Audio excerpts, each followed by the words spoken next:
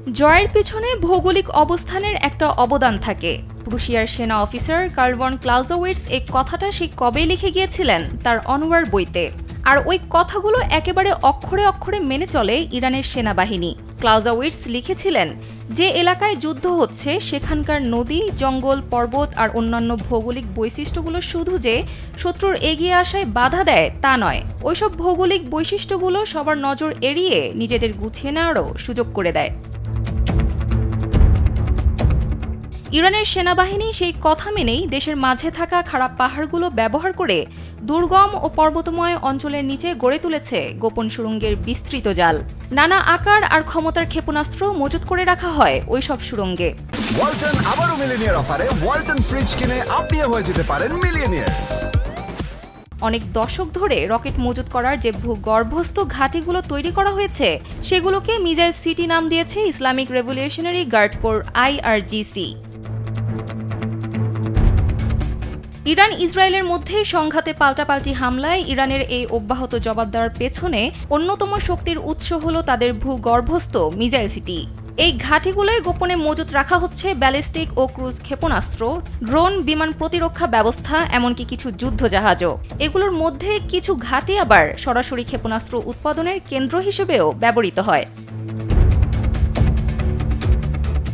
IRGCর প্রকাশিত তথ্য অনুযায়ী এসব ঘাঁটির কোনোটি মাটির 500 মিটার গভীরে নির্মিত, যার ওপরে রয়েছে একাধিক স্তরের কংক্রিটের সুরক্ষা। সুড়ঙ্গগুলো একে অপরের সঙ্গে সংযুক্ত এবং দেশব্যাপী ছড়িয়ে রয়েছে।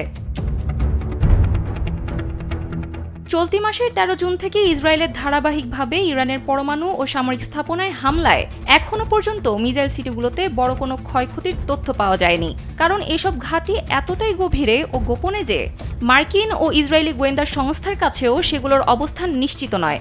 তাই তো এই মিসাইল সিটির খোঁজে মরিয়া ইসরায়েল।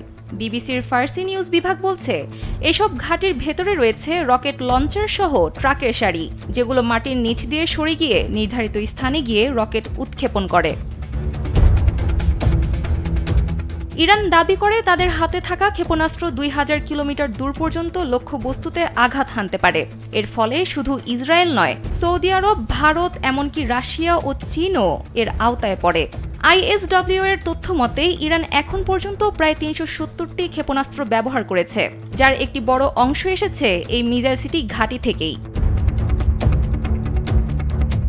তেহরান থেকে প্রকাশিত তথ্য ও বিশ্লেষকদের মতে ইরানের মিসাইল সিটিগুলো শুধু অস্ত্রের গুদাম নয়, এগুলোই এখন প্রতিরোধের প্রধান ভরকেন্দ্র।